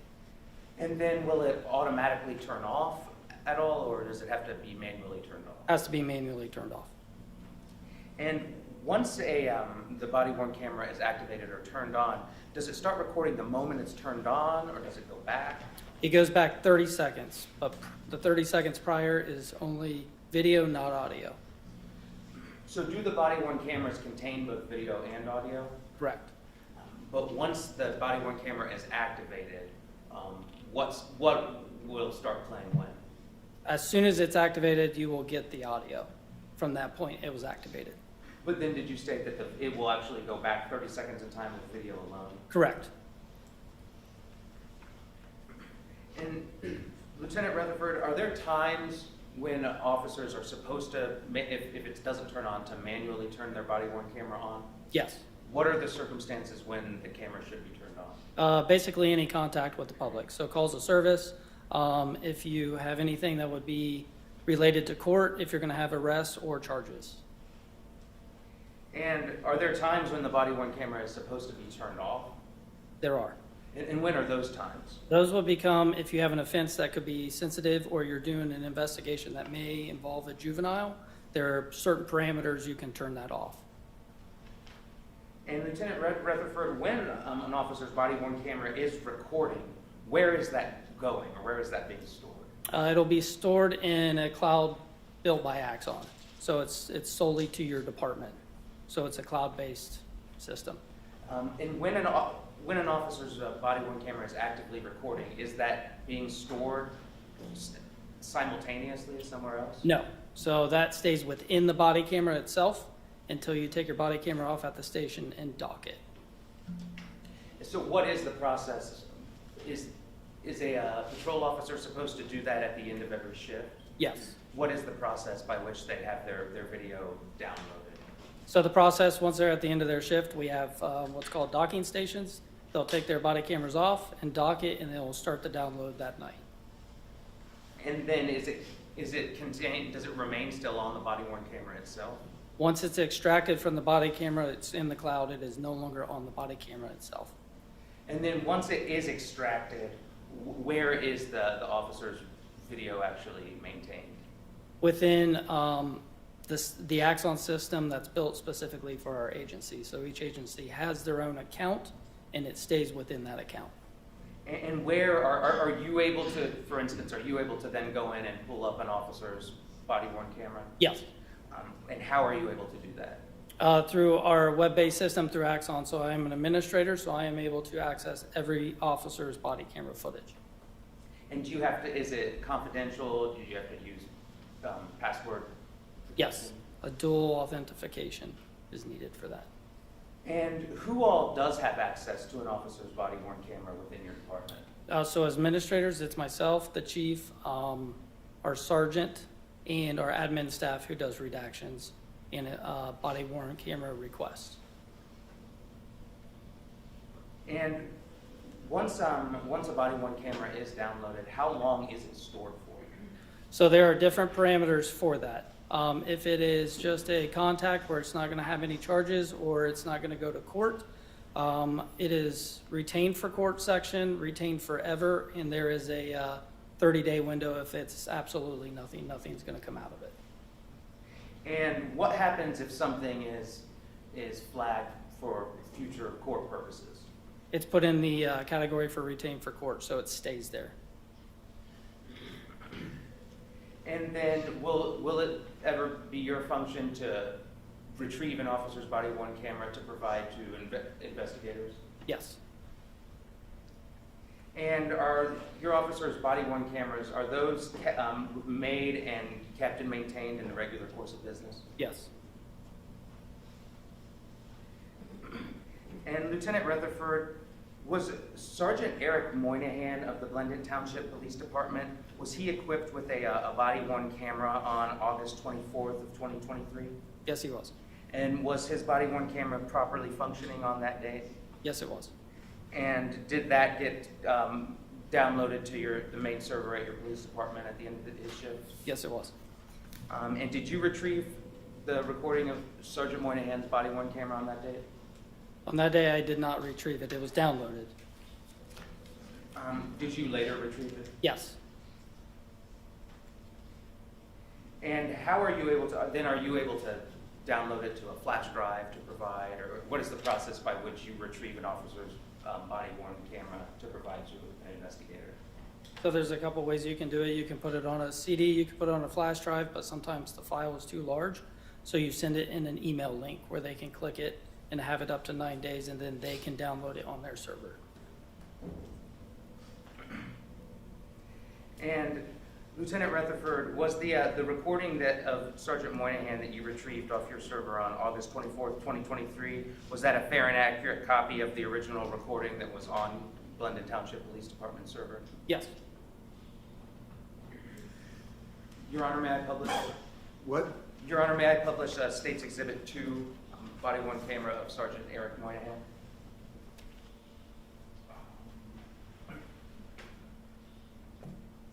I don't have any objection, I guess. I mean, should it be done with one hand, or are you okay with any of this? One approach, just do two. I don't need all the counts.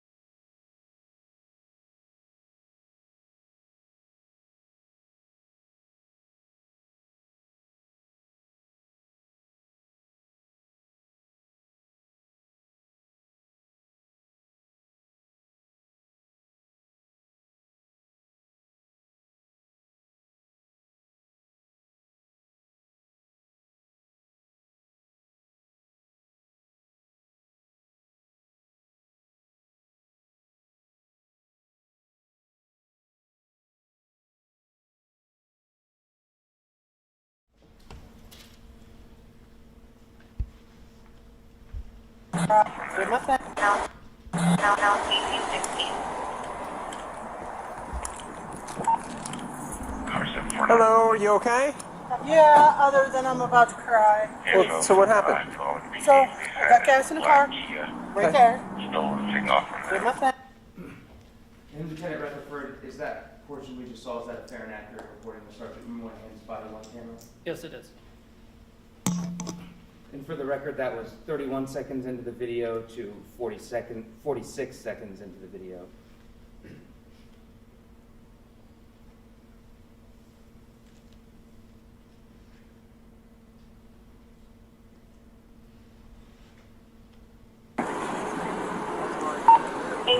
And then leave it in your apartment. I'll be around West Florida.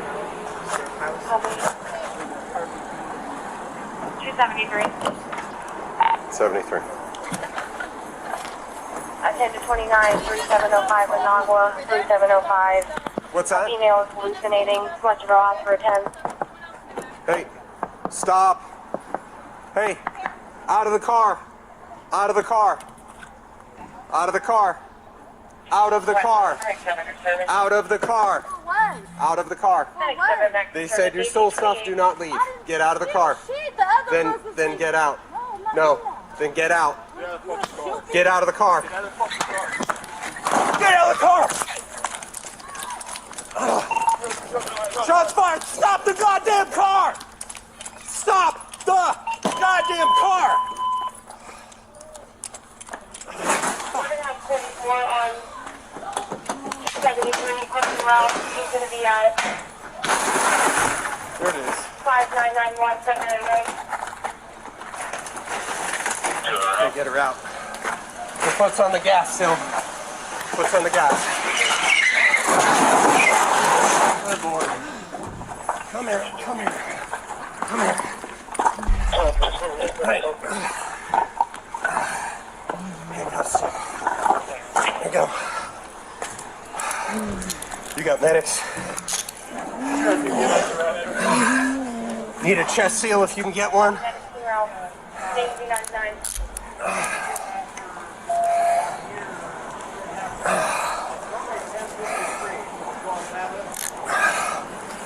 Darling. Oh, God. Mr. Liquor. God bless it.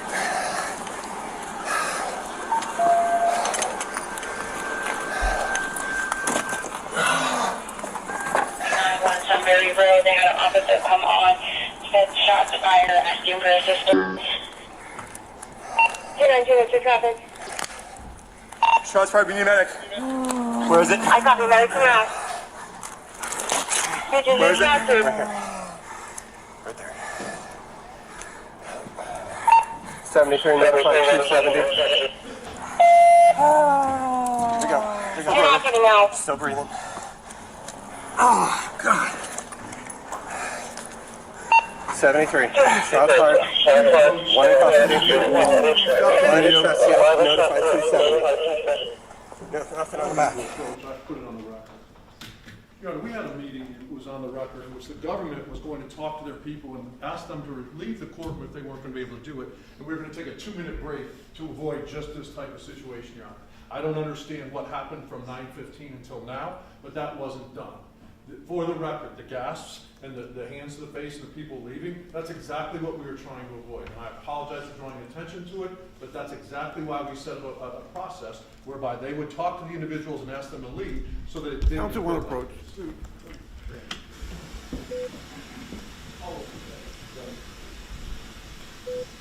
This place will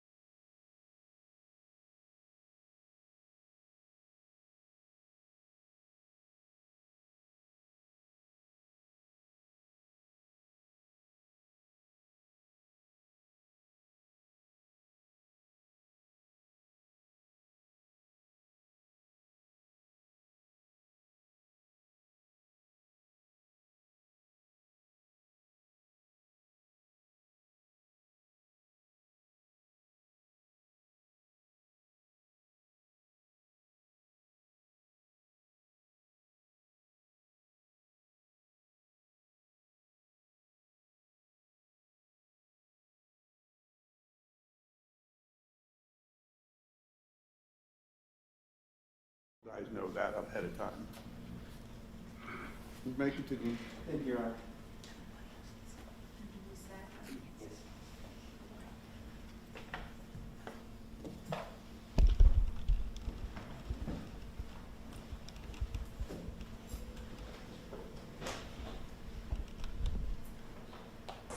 No exit. I notified 270. Are any officers injured? Pressure. Negative. Back up, please. Yes, sir. Just trying to get her stable, put a chest seal on for right now. You are doc? I got a chest seal on her. 113, 590, 599. 256, where are they at? I got it. 73, we're right in front of the drive-up pharmacy. You didn't get out. Front of the drive-up pharmacy. Thank you. Appreciate it. Slow your breathing down. On Sunbury Road, Kroger. Possible She's shots gonna run me over. fired. I know she was. Stand by. You medic 113. 5991. April, Hey, Kroger.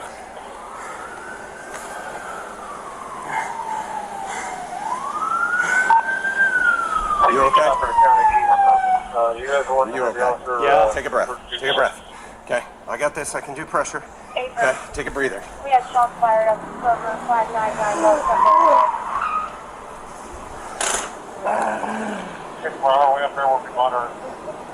Hi, copy.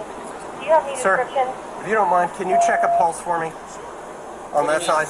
He's just checking a pulse. So there was a manager named Jay, female white, slender. She came out, said this young lady stole stuff along with someone else. She tried to run Grubb over when he tried to stop her. So just find her, get her information. You getting a pulser? Let me know if I need to start CPR. I'm not getting a pulse. You're not getting a pulse? Okay. All right. So we did our best with the chest seal here. Yeah. So.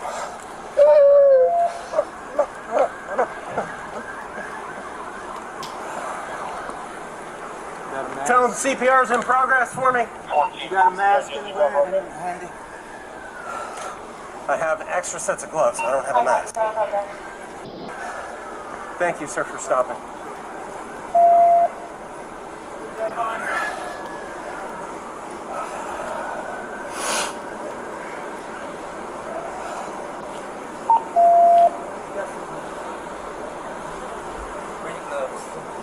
In this pocket, in the side of my vest. Yep, right in there. There you go, sir. They're large. Thank you. One down. Can I have the air for a minute?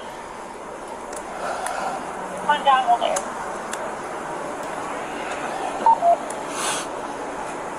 Should I see you advise us on your location? You are outside. Can I call the main entrance?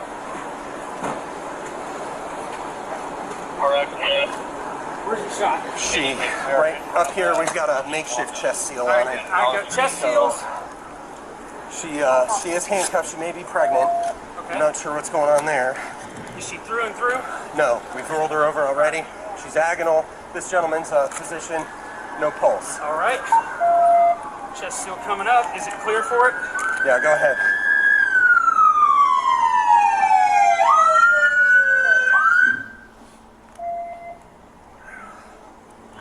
Whenever you're ready. Ready? Yep. What's going on? Go. Pressure. No pressure on the chest seal. Keep your things going. Yes, please. If you could, get gloved up. 8-9, you can clear the air.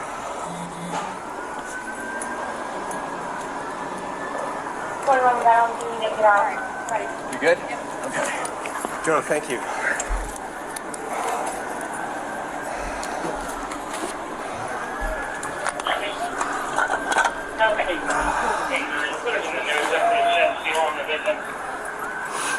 What do you need? Nothing right now. 273. Trying to clarify, you got a hold of 270, 271.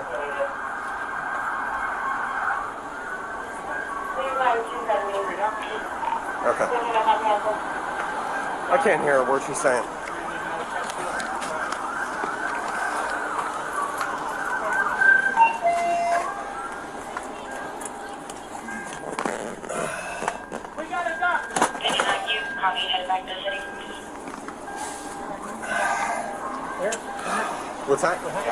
So we're just unlocking this old lady's car, and manager came running out. The lady next to us went running, diving in this.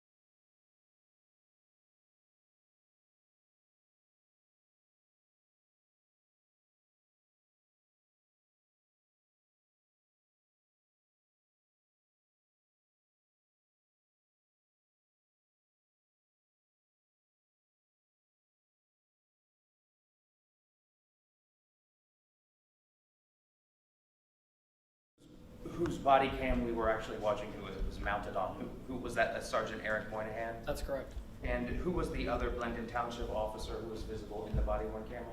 Officer Connor Grubb. And Lieutenant Rutherford, does Blendon Township Police Department have a policy manual? They do. What is the Blendon Township Police Department policy manual? It's called Lexipol, so it's a very large, in-depth policy. And what all or what types of things does that consist of? Anything from operations, use of force, pursuits, firearms. I mean, there's a lot. And is it kept as a physical copy or is it kept electronically? Both. A physical copy in binders and on Lexipol's website, which everyone has access to.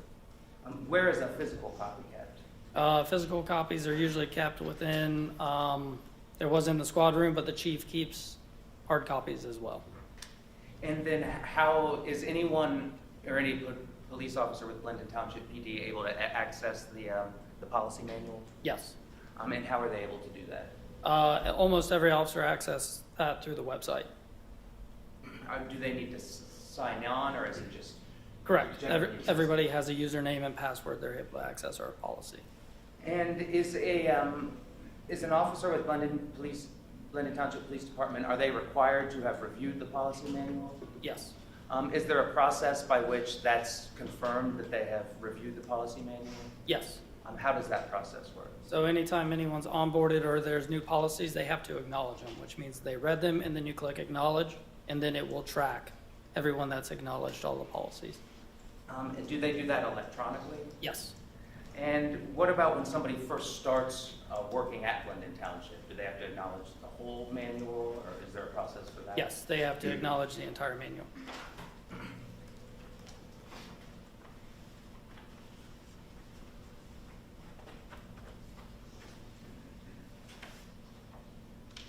Your Honor, may I approach? You may? May we approach her? You may?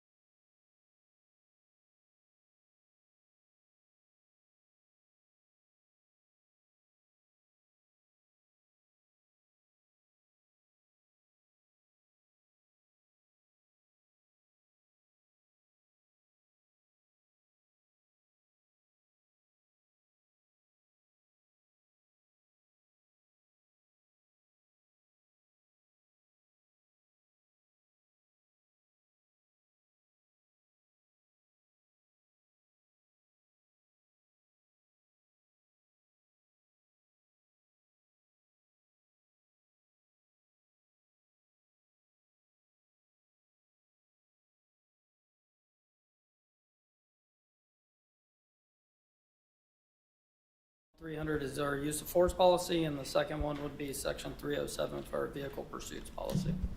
And is Exhibit 4A the use of force policy for Blendon Township? Yes. And is Exhibit 4B the vehicle pursuits policy? Yes. And do those appear to be fair and accurate copies of the original policies from Blendon Township's policy manual? Yes, they do. Your Honor, I don't believe that we have any further questions at this time for the morning. So, ladies and gentlemen, we're going to take a, they're going to continue with this witness, but we'll do it after lunch. If you can, we'll take a break. If you can be back here, they're going to report back up here at 1:15, and we'll try and get started about 1:30. Go have an enjoyable lunch. Do not discuss this case among yourselves. Do not permit anyone to discuss it with you or in your presence. It is your duty not to form or express an opinion on the case until it is finally submitted to you. Have a good lunch. All right.